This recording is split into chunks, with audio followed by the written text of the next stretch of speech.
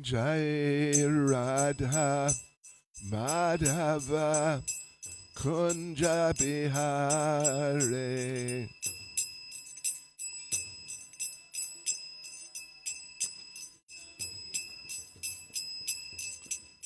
Jai Radha Madhava Kunja Bihare.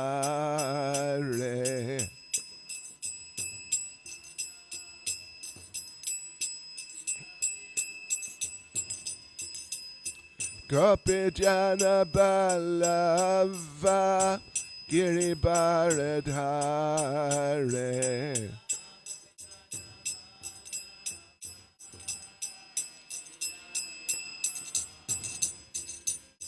Gopi Jana Ballava Giribaradhare.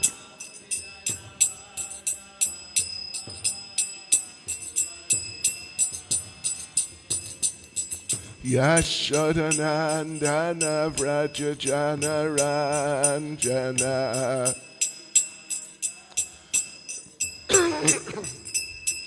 Yashodanandana Vraja Jana Ranjana.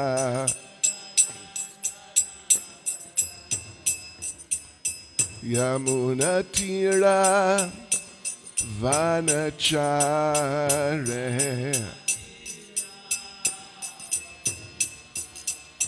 Yamuna Tira Vanachare.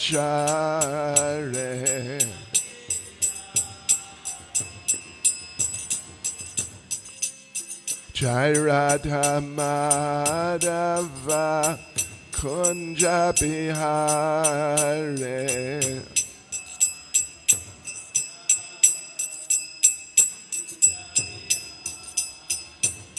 Jaya Radha Madhava Kunja Bihare.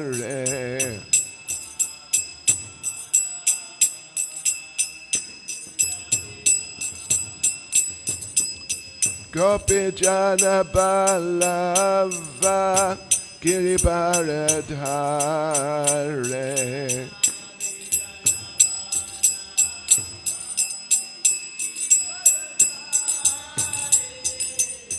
Gopi Jana Ballava Giribaradhare.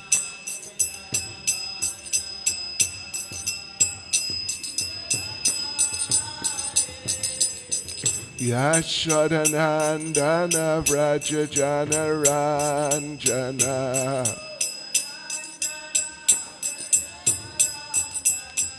Yashodanandana Vraja Jana Ranjana.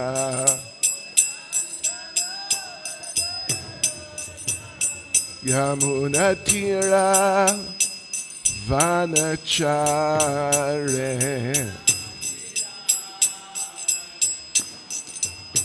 Yamuna Tira Vanachare.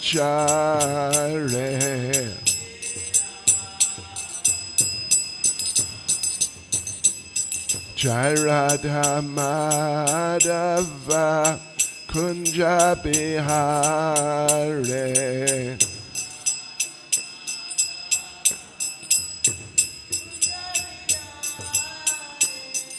Jai Radha Madhava Kunja Bihare.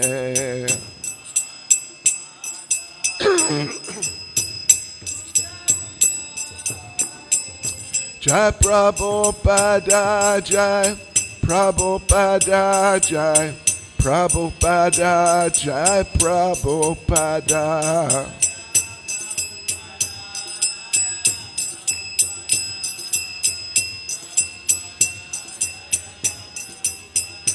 Jai Prabhupada Jai Prabhupada Jai Prabhupada Jai Prabhupada.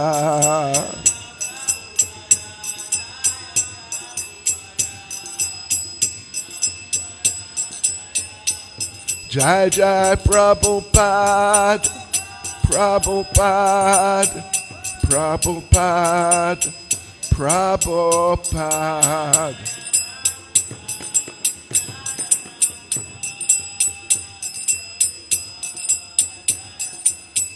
Jai Jai Prabhupada, Prabhupada, Prabhupada, Prabhupada.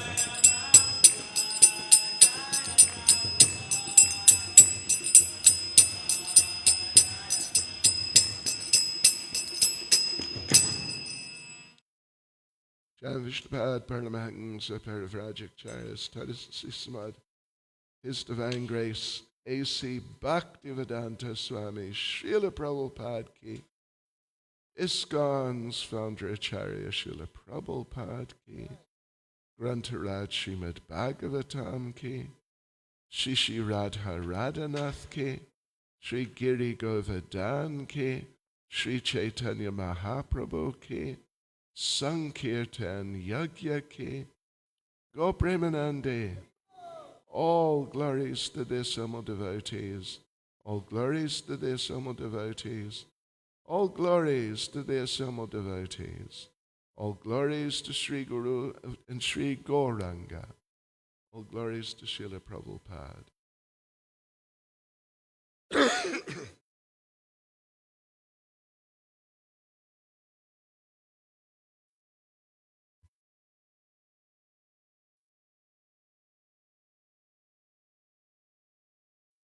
Om Namo Bhagavate Vasudevaya.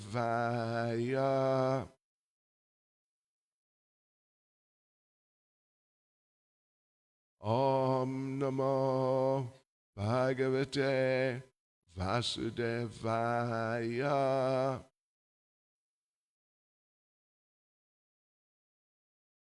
Om Namo Bhagavate Vasudevaya.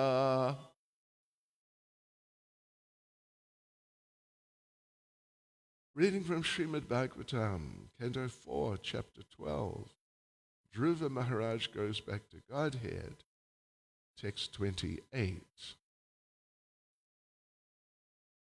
Should we try and do it responsively?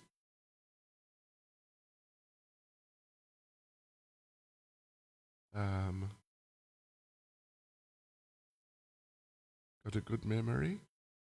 Yeah, didn't develop it. Maitreya Ruvacha Nishamya Vaikunta Niyojya Mukyayor Madhu Chutam Vacham Urukrama Priya Kritabhisheka Krita Nitya Mangalo Munin Pranam Yashisham Abhyavadayat Maitreya Ruvacha Nishamya Vaikunta Niyoja Mukayor Madhuchutam Vacham Arukrama Priya Kritabhisheka Krita Nitya Mangalo Munin Pranam Yashisham Abhyavadayat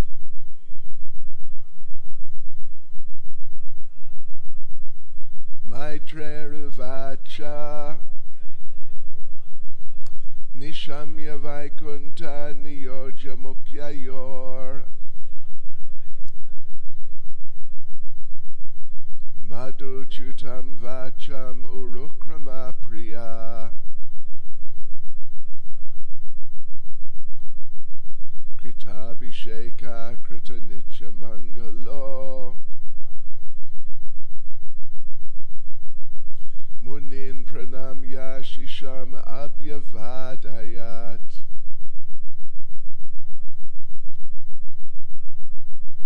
Maitreya Ruvacha Nishamya Vaikunta Niyoja Mukya Yor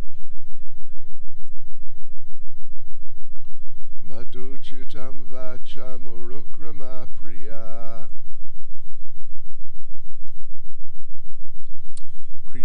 Kritabhisheka Krita Nitya Mangalo Munin Pranamya Shisham Abhyavadayat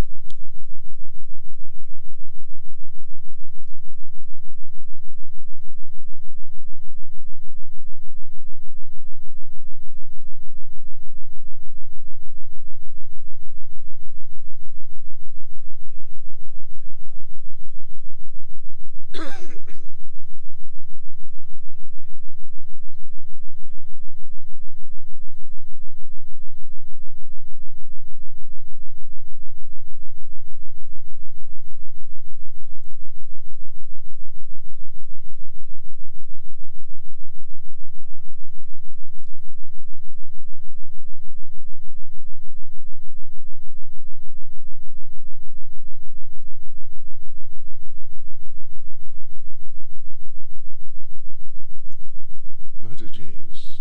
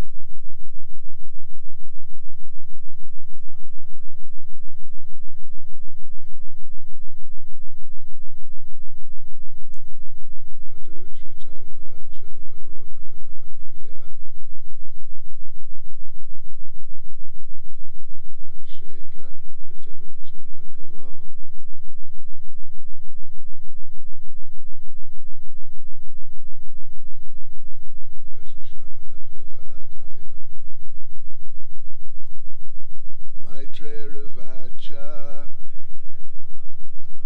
the great sage Maitreya said,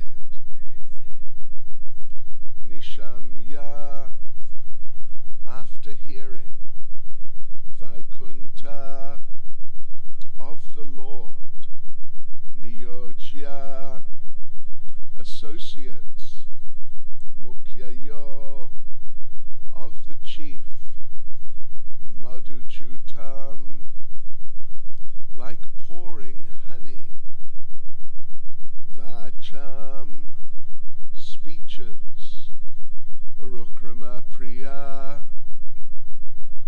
Dhruva Maharaj, who was very dear to the Lord, Krita Abhisheka, took his sacred bath, Krita, performed Nitya Mangala,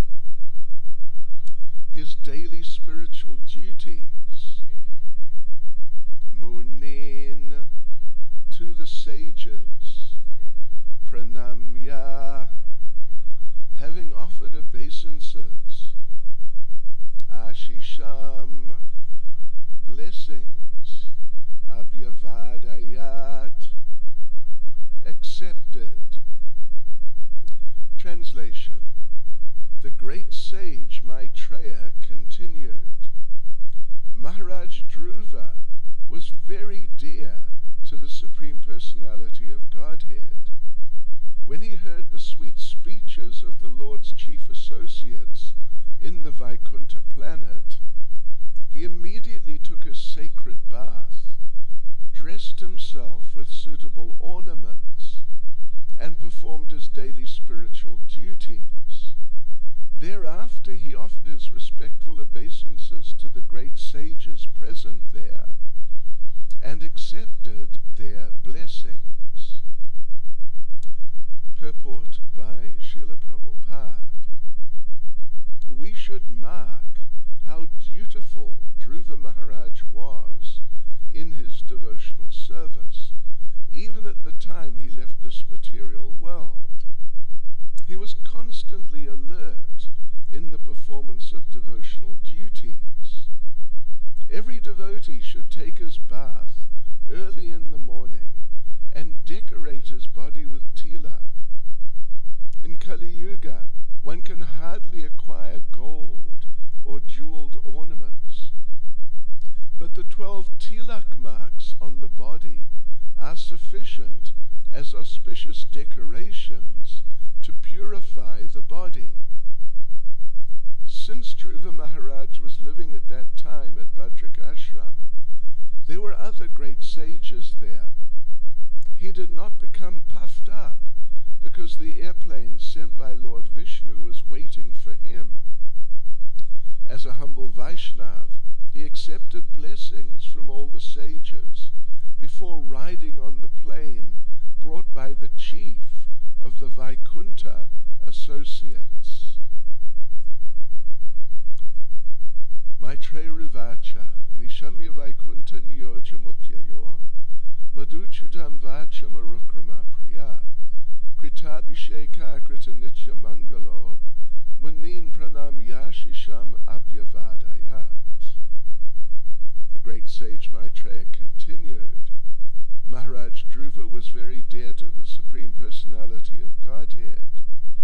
When he heard the sweet speeches of the Lord's chief associates in the Vaikuntha planet, he immediately took his sacred bath, dressed himself with suitable ornaments, and performed his daily spiritual duties. Thereafter he offered his respectful obeisances to the great sages present there, and accepted their blessings. Nama Om Vishnupadaya Krishna Prestaya Bhutale Srimad Bhaktivedanta Swaminiti Namane Namaste Saraswati Deve Gauravani Pracharne Nirvishesha Shunyavadi Paschatya Deshatarne Sri Krishna Caitanya Prabhu Nityananda Sri Advaita Gadadhar Shivasadi Gaura Bhakta Vrinda Hare Krishna, Krishna Krishna, Hare Hare, Hare Rama, Rama Rama, Hare Hare. Vanchakapataribhyascha kripa sindubhya evacha paritanam pavanebhyo vaishnavebhyo namo namaha. Vaishnavebhyo namo namaha. So, devotees, the particular, well, the first point at least, that Srila Prabhupada focuses on in the purport was how Dhruva Maharaj, when this Vaikuntha airplane, or actually it was a group of Vaikuntha airplanes, came to take him to Vaikuntha, he did not, what would you say, sort of, not panic, but he didn't just get so enthusiastic, he just ran and jumped on the Vaikuntha airplane, because I'm going to Vaikuntha. Now he took his time things properly in respectful and nice ways. And on the Vaikuntha airplanes, he performed his regular duties. You know, sometimes when there's a sort of difficult situation, people are trying to get out of it, and some possibility is there, some vehicle comes that you could escape in, something like that. People may just race to get on and push each other out of the way and that sort of thing. But in this case, of course, specifically, and there are other instances too, where devotees in dangerous situations, actually, this is not a dangerous situation, but in dangerous situations, or like here, this is just a most amazing thing that some Vaikuntha airplanes have come with Vaikuntha Vasis, leading devotees from Vaikuntha, to take Dhruva Maharaj back to Vaikuntha. It's the sort of situation that you might possibly expect someone would react like this great urgency to get on the airplane and get away as soon as possible. But not with Dhruva Maharaj. And I mentioned that at least another case. Thank you very much. Hare Krishna. Another case where there was great danger, but the devotee who was in danger didn't react like, oh, I'm in danger, it's an emergency, save me, do something. It was with Uttara. It's in the first canto, I think 9th chapter, 9th chapter, where Ashvatthama has released a Brahmastra weapon to kill Maharaj Parikshit, who is in the womb of Uttara. And Uttara happens to be there with the Pandavas and with Lord Krishna himself is there. And they all become aware that this Brahmastra weapon, very extremely dangerous weapon, that it's coming this way right now, and they understood. Shri Shri Radha Radhanath Shri Giri Govardhan Shri Caitanya Mahaprabhu Ki Jai. Yeah, somehow they understood what the mission of the Brahmastra was, to kill Parikshit in the womb of Uttara without harming Uttara. So yes, so Uttara became aware, and of course she wanted to save her, the embryo within her womb, Maharaj Parikshit. So she appealed to Lord Krishna, please intervene and somehow or other destroy this Brahmastra, save me and save my child. And Prabhupada points it out there where this whole thing is going on, that she doesn't turn to Lord Krishna and just say, save me, do something. But first of all, she offers prayers. My dear Lord Krishna, you're the Supreme Personality of Godhead. very great, and you are very wonderful in different ways. And then, could you please save us from this brahmastra? Prabhupada points this out. It's very nice how even in dangerous situations, the devotees are very concerned and considerate about the presence of the Supreme Personality of Godhead. And here, Dhruva Maharaj in principle is in the same sort of state of mind, that this group of Vaikuntha airplanes have come to take him to Vaikuntha. There's a group of them, and there's a number of associates of the Lord, Vaikuntha Nath, who have been sent by him, and who have come from there specifically to take him. So what does Dhruva Maharaj do? Well, first thing he does is take a bath. And then, having taken a bath, he dresses himself, and then there's the question of ornaments, because particularly for royalty, these really big, important, and incredibly wealthy people, generally they would only appear suitably attired and with appropriate jewelry and things like this. So he did that. He dressed himself with suitable ornaments, Maitreya says. Then he performed his daily spiritual duties. We don't know exactly what those were specifically, but he definitely had some sort of program.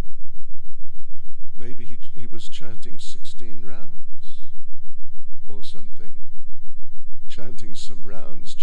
Surely he was chanting some mantras, and maybe he was doing some deity worship, or he was doing certain transcendental Krishna conscious activities as a general rule. So he did them. He felt that out of respect for the Supreme Personality of Godhead, I must do these things. It's only right. Let me not just be sort of, what would you say, familiarity breeds contempt. I don't know if that's the right idea here, but let me not just be negligent and just take the opportunity and just jump on and go for it, but let me do everything very nicely. I was actually just reading yesterday, I'm also in the 4th canto, I'm in chapter 22, preparing Bhakti Vaibhava, and yesterday there's a very nice situation that I read about, really. I mean, the whole thing is just full of all these amazing situations, and Srila Prabhupada's amazing comments to help us to really enter into the situations. But what happened was, Dhruva Maharaj is there, and the Supreme Personality of Godhead has just been instructing him. And now the Supreme Lord has just gone, but who should arrive but the 4 Kumars? So Dhruva Maharaj receives the 4 Kumars very nicely. They're senior, even though they look like little boys, but actually they're from the first generation they're amongst the very first first of the first generation of inhabitants of this universe.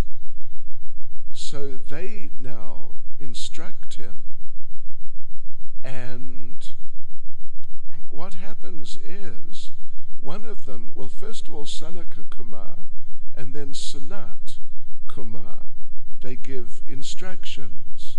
Not a lot, at least as they appear in the Bhagavatam, but they give some instructions.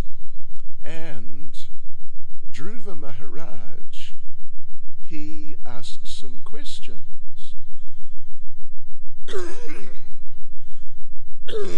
Excuse me.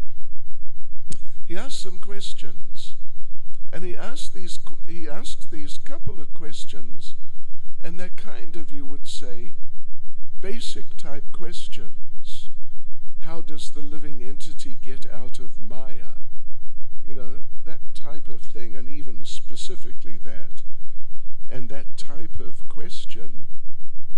And Prabhupada makes the point that actually Dhruva Maharaj knows this, and in fact, basically he knows it as well as the four Kumars know it, but they are senior to him.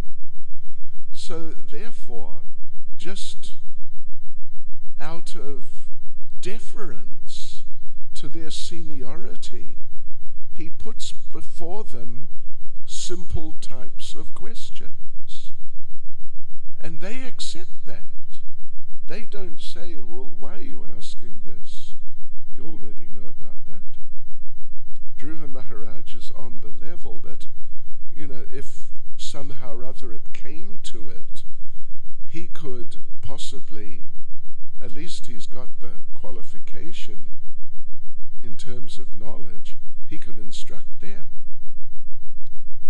But he is accepting his junior position, and so he's inquiring in a general sense, how do you become Krishna conscious, and what do you do, what do you not do, that sort of thing.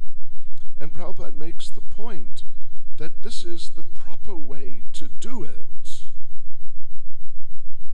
This is the proper way to do it.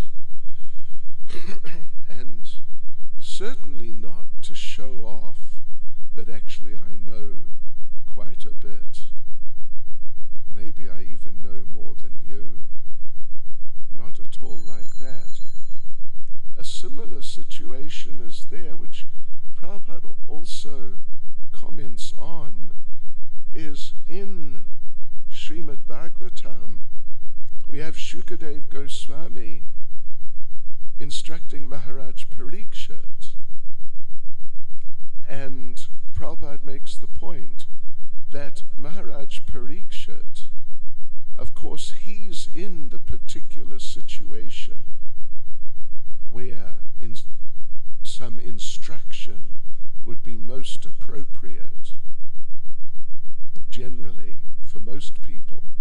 But actually, Maharaj Parikshit, he's a great pure devotee, and he is no less advanced than Shukadev Goswami.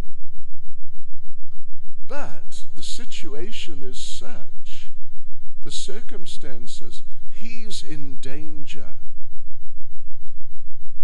And Shukadev Goswami, great devotee, has just appeared on the situation.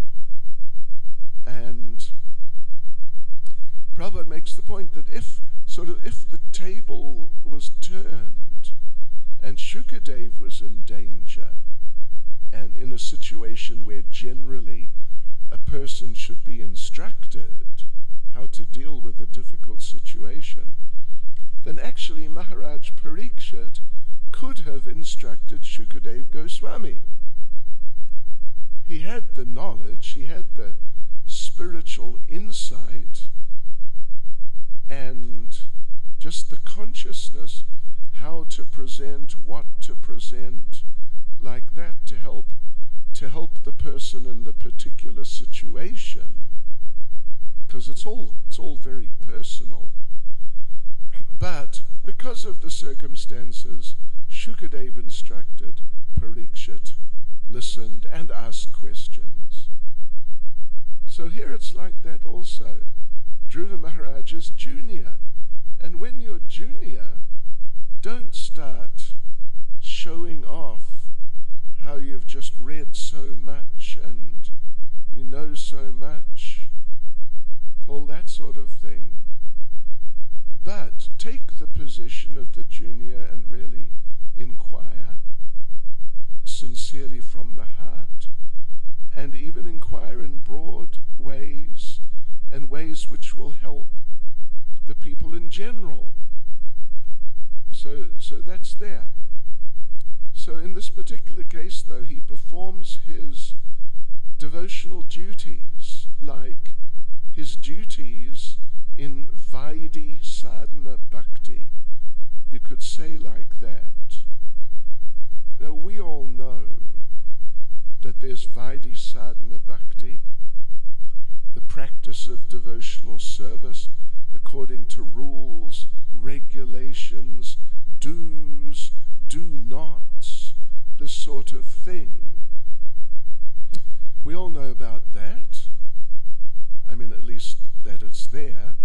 And we also know that there is another type of sadhana bhakti, sadhana meaning practice, not perfect bhakti, but the practice stage of trying to progress in bhakti, and that's Raganuga Sadhana Bhakti. So here,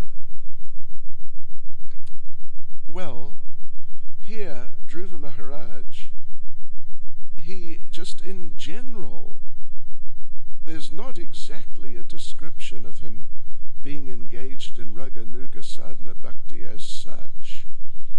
Rather generally, he's more presented as being like a Vaidhi type of sadhaka. But here he really makes a point of doing his duties, what he's meant to do, according to the rules and regulations, to prepare himself for what is surely going to be a great adventure. You know, the first thing that's going to happen to him is his body's going to be transformed into a spiritual body, as I recall at least. His material body is going to be transformed. I don't know what that feels like. I guess it feels good. Extremely good. But he's going to change his body. Sure. First, that's step number one. And then off on this airplane through the universe, through the covering, well, not actually, but up to Dhruvaloka, which is a Vaikuntha planet within the universe. So it's very interesting, and Prabhupada points it out. We should mark how dutiful Dhruva Maharaj was in his devotional service. And in terms of familiarity, possibly breeding contempt, he took his Vaidhi Sadhana Bhakti like. He took, for example, his chanting his rounds or equivalent activities that he would do, or maybe he did chant rounds. He took that very seriously, even though he is, what to speak of being on the perfectional stage of pure devotional service, he is a Shakyavesh avatar of the Supreme Personality of Godhead. If anyone doesn't need to chant their rounds, it's him, you could say. But still, he did those types of things. And Prabhupada says we should mark this. That, we have our duties, and we should do them, if you don't mind me putting it this way, come hell or high water. This is an old saying. Or, as Bhakti Swami says, that he heard Srila Prabhupada say, Prabhupada was asked by a devotee, is there any sort of a good reason someone could have for not coming to Mangal Arati? And according to him, Srila Prabhupada said, yes, death. Yeah. So if you're not dead, you should come to Mangal Arati. Yeah. Or at least get up and do your program or something. But yeah, we should not be too quick to think that Vaidhi Sadhana Bhakti is not really so relevant to me, like in the sense of, taking trouble to maintain the standards of it. Of course, Krishna consciousness is very blissful and wonderful, and there's so many nice things where devotees become very excited and ecstatic, like kirtan, like nice kirtan. And devotees may sort of get out of a mood of formality and start, just sort of being informal, just expressing their feelings. So that's nice. Of course, one has to be a little careful. I remember, actually I wasn't present, but it had just happened some few months before I joined the temple in London. Prabhupada had been visiting London and staying in the Berry Place temple, and he was there in the temple room when one kirtan was going on, and one devotee, his name was Charanara Vindam, he used to dance in very flamboyant ways and, like lift his feet up. Yeah, so his feet became very prominent in the kirtan, and everyone saw that he's sort of waving his feet at them or something like that. And Prabhupada chastised him for that don't just display your feet like that. It's not proper in kirtan. So we should be mindful and not too quick to think that we have advanced to the point where these types of things like chanting our rounds, reading the books, and maintaining the principles, that these things, I don't need to worry about them so much, or, like that. I can just do as I feel like doing in Krishna consciousness. The problem with doing what you feel like doing is that until you come to the level of actual pure devotional service, what you feel like doing, where your feelings are coming from, it may not be pure Krishna consciousness. It may be just something material. It may be something material. Yes. Hare Krishna.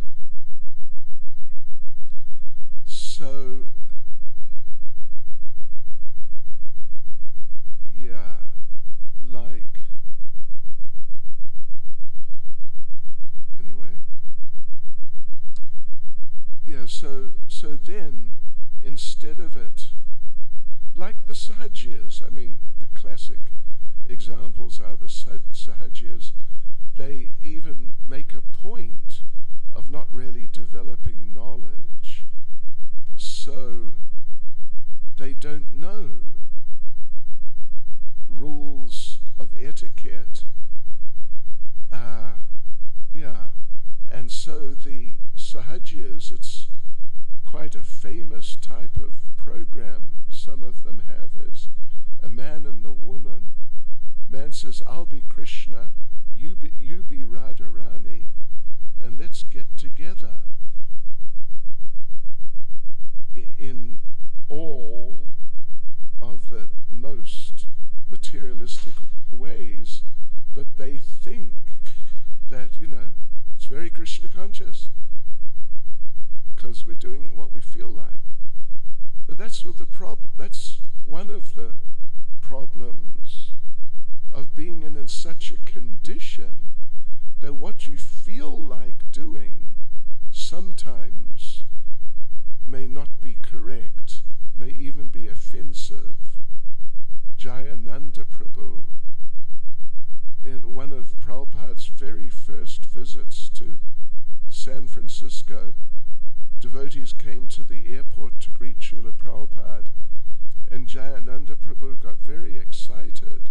And when Prabhupada came through and sort of joined the devotees, Jayananda rushed forward, embraced Prabhupada, picked him up off the ground, because Jayananda was big and Prabhupada was small, and spun around 360 degrees, embracing Prabhupada, and put Prabhupada down. And Prabhupada said, one should not do like this with the spiritual master. With other devotees it may be fine under certain circumstances, but not with the spiritual master. So yes, Dhruva Maharaj, we should mark how dutiful he was. He went through all the things, the early morning activities, taking his bath, and then dressing nicely, then putting on tilak. And of course it's an interesting point, just by the way, that we also may not have jewels, or not many, or maybe some from plastic ones from Shanghai, I don't know. But I remember Giriraj Maharaj chastising me for having a gold, it was like 18 karat, I think, one of these little things, what do you call it? Is it a kavacha? That they put dust in. Oh yes, there we go. And oh Krishna, let us wait. And I think it was a 9 karat gold chain. Giriraj Maharaj told me that this is not suitable, so I took it off. I think I gave it away to someone. Yeah. So yes, either you may not have jewelry or much, like Dhruva Maharaj's royalty, but even if you do, tilak is a very wonderful decoration. If you don't have any gold or rings and necklaces and that sort of thing, but you just have nice tilak, you are nicely decorated. Yeah, very nicely decorated. And not just decorated, but it's very auspicious. So he did like that. So then another point that Prabhupada talks about in the purport, Dhruva, of course, at this point, he's left home and he is in Bhadrakashram, right up there in the Himalayas. It's really way out there, really way out there. More than 3,000 meters above the sea level. So he was there, and it's a traditional sacred place since time immemorial, and so therefore there's many devotees there. There's many devotees there. And many of them, they're great sages. They're not just your sort of, if you can say, ordinary devotees, if there is such a thing, but they're actually very great devotees and sages. And now here is Dhruva. These airships have come for him, and he's going to get on. Yeah, he's going to get on because they've come for him. But he doesn't, Prabhupada say, he doesn't become puffed up because they came for me and they didn't come for you. That sort of thing. Not at all. He just understood it's the mercy of the Lord, and he accepted it like that. And not only did he accept it like that, but he offered obeisances to those sages and devotees who were there, and received blessings from them. I just glanced this morning at Srila Vishwanath Chakravarti Thakur's purport to this verse, and he says that Dhruva actually asked them, please bless me, please bless me. He requested blessings from them. He didn't just accept them, but he requested. And another interesting point, at least I thought so, which isn't mentioned here, that here's Dhruva Maharaj, he's going to Vaikuntha, and that's where all the great sages generally would like to go, but they're not all running forward and saying, can I come too? They're there, and they're offering their respects like that. And that's an interesting point, because in a certain sense, it doesn't really make a big difference whether you're in Bhadrik Ashram on this planet or you're actually on a Vaikuntha planet. In a certain sense, in principle, the devotees are not really so concerned about what you might call geographical considerations. I mean, a holy place here or somewhere in the spiritual world, because as Advaita Acharya told Lord Caitanya that, well, Lord Caitanya, anyway, it's a long story, I won't get into it, but he said he thought he was in Vrindavan, Lord Caitanya, but then he saw Advaita Acharya, who lives in the sort of Navadweep area, and in those days, to go to Vrindavan, you couldn't just buy yourself a ticket at Bobby Naidu's or online and just zip off, grab a taxi in the airport, and before you know it, you're in Vrindavan. It was really quite a thing to go to these places. So, anyway, Lord Caitanya, he thinks he's in Vrindavan, but now he sees Advaita Acharya, and he really doesn't expect to see him in Vrindavan. So he asks him, what are you doing in Vrindavan? And Advaita Acharya explains the situation, that we're not in Vrindavan, but we're in Navadweep. But Advaita Acharya says, actually, wherever you are, that's Vrindavan. Doesn't matter in terms of material geography. But wherever you are, because of your consciousness, it's transformed into Vrindavan. Just like here we are in Chatsworth. And I remember when there was nothing, there was just a sort of a hillock or something, a small hill here. But now look, it's Vrindavan. Radha Radhanatha here. It's actually So it's interesting that Dhruva Maharaj, he's in the process now of getting on an airplane, going to go to Vaikuntha.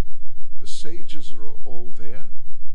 Quite likely so many of them are actually pure devotees, and they have the greatest qualification one could have in Krishna consciousness, but they're just staying there in Bhadrak Ashram. So like this, Prabhupada brings these points out here, and particularly we should not take Vaidhi sadhana bhakti lightly as like, it's not important, it's just for beginners, or something like that, or that me, it doesn't really apply to me because I've been a devotee for X number of years.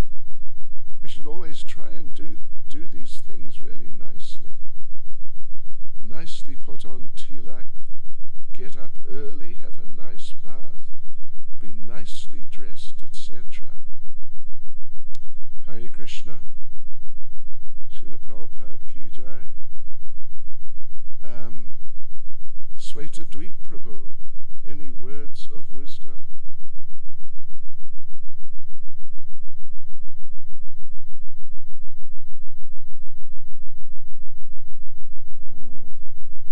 Thank you very much. But we missed your classes because you're not well. I came, I thought I'll be daily getting class, but that's anyway. Today I'm going back, so thank you very much. And we're listening to you on the social media also. We like to listen to you every day and relish every words coming out of your lotus mouth. We are very fortunate and very blessed to be always hearing katha from you. Tava kathamritam tatta jivanam. Hare Krishna. Not a good comment. Yes, Prabhu. Hare Krishna Maharaj. Hare Krishna devotees. Two things. One, so during the class, struggling to try to remember whether this was in the beginning or as Dhruva Maharaj was practicing. Because I just wanted to know if Dhruva continued, if I'm remembering this well, Narada came and gave the Om Namo Bhagavate Vasudevaya mantra to Dhruva. Yes. Yeah. So I think somewhere in the class I was trying to remember if this was the sadhana that he was practicing every day as Maharaj was speaking. Like now. Yeah, now even at this stage, was he still continuing with that mantra as he was given during the time he was practicing? Okay, let me just address that first. Is that okay? It doesn't say, but it wouldn't surprise me at all if it was one of the things he did. I mean, even at this point where he's an adult, he's kind of, I guess, middle-aged or something like that. Yeah, because what an impact that had on him. Such a massive impact. But it would seem, or be likely at least, he'd have other duties, because he was just a child at that time. And, when they grow up, these devotees in the traditional families, then they're initiated and they're given sadhana to do, which, as they're growing up. So I would assume he had other things that he would do. The second thing was what Maharaj said about the munis, or the saints who were there who although Dhruva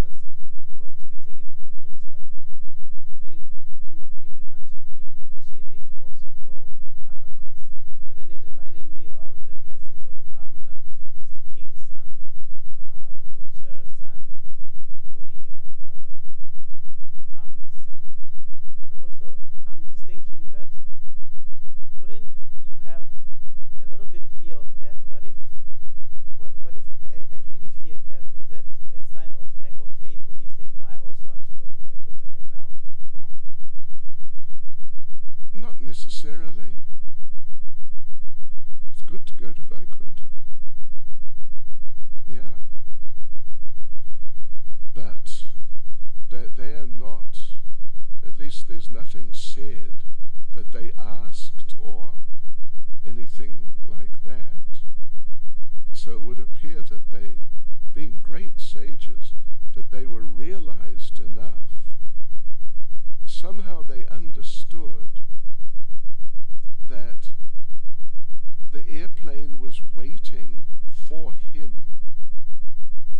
I don't know if the people on the airplanes announced that or something, but it's Prabhupada puts it that way in the purport.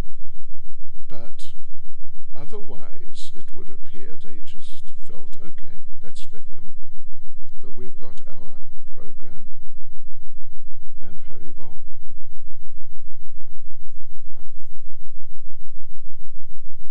Mike. I was thinking if it was me, I don't want to, if the Vaikuntha or the Vaikuntha Dudas are here, I fear death so much that I would rather go now.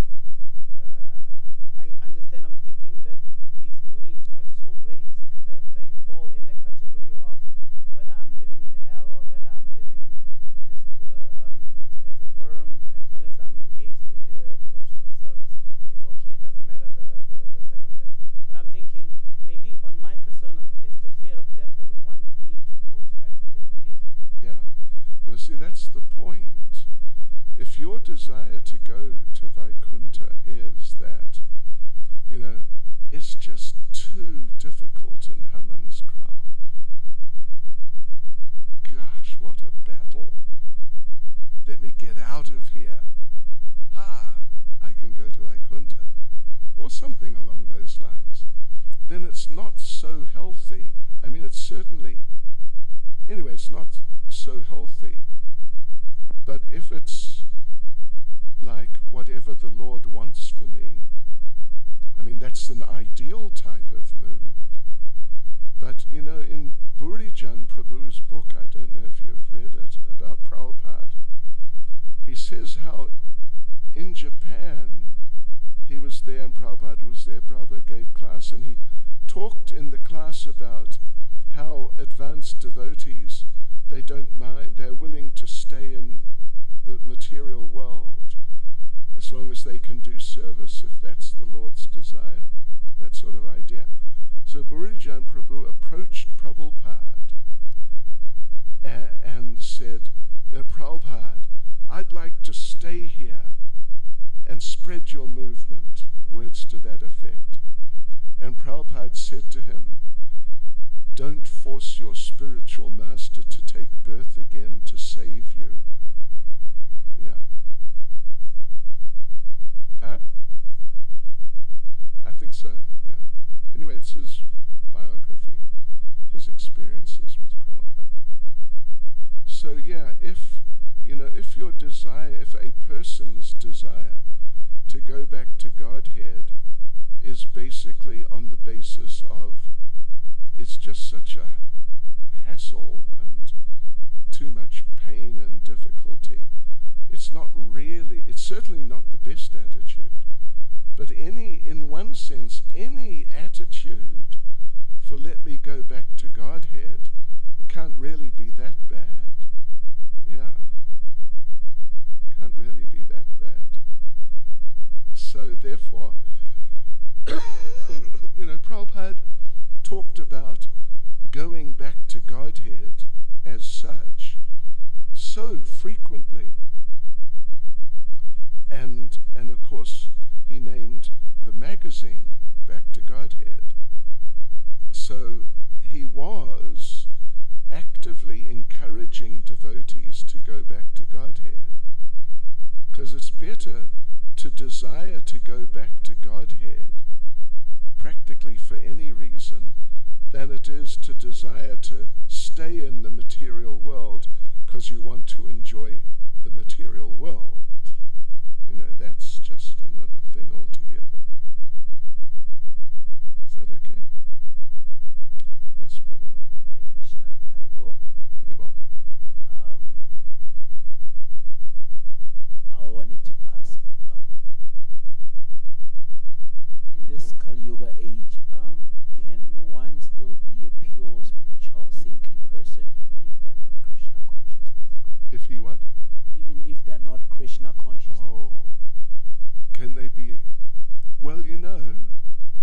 say in principle it may be possible, but in practical terms the likelihood of it is not great, because the other processes of developing a relationship with God consciousness, they have some very serious shortcomings, which, like, I'll give you an example, like eating meat. It's a serious shortcoming. And if someone's a meat eater and they think it's fine and it's just okay and it's just normal, and they haven't got the spiritual consciousness to understand that it's not nice, that it's actually ghastly, it means they haven't really developed much spiritual consciousness. Do you follow the idea? Yeah, because it's just a natural part of having or developing spiritual consciousness that you will see, you'll understand vividly that meat eating is shocking and extremely offensive. I mean, in different ways, including to the Lord himself. Taking some of his children and eating them. Isn't it? Yeah. So, in principle, well, Prabhupada would say, on a number of occasions he would say, when he's dealing with people from other religions, just become, a good Christian or a good this or a good that. Yes, we're not trying to convert you into something else. But the thing is, to really become such a good, pure devotee of the Lord by following another process as those processes exist today, it's not going to be, you could say it's difficult enough in Krishna consciousness, which it has everything there that you need. But when you've got these processes which have so many shortcomings, then the practical likelihood of them going back to Godhead is not great. Probably, at best, they could be born in the next lifetime as devotees, like of Krishna, provided they were not offensive. This is one of the problems. People in other traditions, sometimes or often or however often, but it definitely happens quite a bit, they're offensive towards Krishna consciousness, or they're offensive towards any other process other than the one they're in. Thank you, Maharaj. I was just reading yesterday in Pakistan, yeah, there's this one group, they're like a political party, and they're staunch Islamists. And there were some Christians who said something, they didn't even, in the report, they didn't say what they said, but something which those people, the Islamists, took to be anti-Islam. So now these Islamists feel these people got to be killed. Got to be killed. So they burned down they were Christians, burned down a number of churches, and they were looking for the people to kill them. They're it's nice to be enthusiastic, but when enthusiasm gets sort of diverted by materialistic conceptions, then it's not nice. Then it becomes a danger, particularly when you become offensive. Is that okay? Yeah, I think so. But what if you don't eat meat, like your Rastafarians? Rastafarians, they don't eat meat. Would they still qualify? Like, would that be okay? Rastafarians? They don't eat meat. Or what? They don't eat meat, Rastafarians. Oh, I see. I mean, Rastafarians are generally very nice towards Krishna consciousness. Very, very nice, in my experience. And some of them become devotees. But you know, the idea that Haile Selassie is God is, I would say, it's not an accurate idea. And even Haile Selassie didn't accept that. You know that. Yeah, When he came to Jamaica, he wouldn't get out of the plane because they're making such a big fuss that he's God. But I really don't think he was. So there you've got people who are nice. They're generally, at least in my experience, they're not offensive to Krishna consciousness. Actually, they're favorable. They like it. But they're into something and like dedicated to something which has some shortcomings. Yeah, and so ultimately they're going to kind of miss the boat. But people like that, they would definitely be candidates either for just becoming devotees now, which has happened to some who I've known, or at least in their next life becoming devotees. But these people are very offensive and aggressive against not just Hare Krishna, but just any other religious tradition. You know, there's so much offense, and Krishna doesn't like it when his devotees are offended. He really doesn't like it at all. So, yeah, they're really moving in the wrong direction. Like they may, because they're into God and some things to do with God, so they're not as far away from God as some people who are just complete materialists. But the thing is that they're moving away from God. In maybe even in the name of God and being godly, they're actually moving away from God with the idea that I'm coming closer to God by killing people if they won't accept